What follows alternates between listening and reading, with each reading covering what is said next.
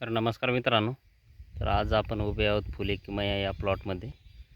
तर बघू शकता या सोयाबीनला आज 73 ते 74 दिवस कंप्लीट झालेले आहेत आणि आमच्या भागामध्ये खूप अतिवृष्टी ढगफुटी पाऊस पडला होता आणि आपल्याला वाटू लागलं की सोयाबीन आपलं काहीच येत नाही यावर्षी.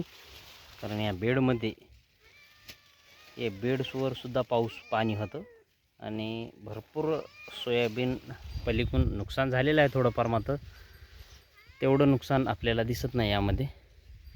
तर त्यावेळेस वाटलं सतत 5 दिवस पाऊस पडला, म्हणजे दररोज अतिवृष्टी व्हायची दररोजच. त्यामुळे आपल्याला असं वाटत होतं की सोयाबीन आता आपलं येत नाही. तर बघू शकता या अवस्थेत आहे सोयाबीन. शेंग आणि बारकी शेंग यामध्ये दिसते आपल्याला. तर यामध्ये 2च स्प्रे झालेले आहेत आपले, 2 फवारण्या, आणि तिसरी फवारणी आता आपण पोझिशन बघून करणार आहोत.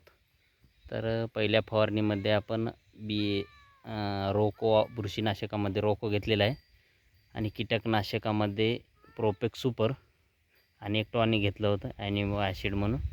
दुसऱ्या फवारणीमध्ये पहिली फवारणी आपण 20व्या दिवशी केली आणि दुसरी फवारणी डायरेक्ट आपली 56व्या दिवशी झालेली आहे. कारण आपल्या भागामध्ये यावर्षी खूपच पाऊसकाळ जास्त झाल्यामुळे आपली दुसरी फवारणी डायरेक्ट 56व्या दिवशी जसं पाऊस उघडला तशी आपण फवारणी केलेली आहे.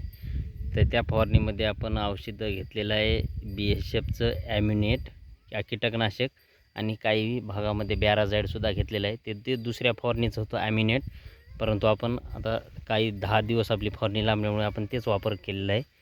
आणि BSFचं प्रॅगझर एक आपण बुरशीनाशक वापरलेलं आहे यामध्ये, आणि 20% बोरान.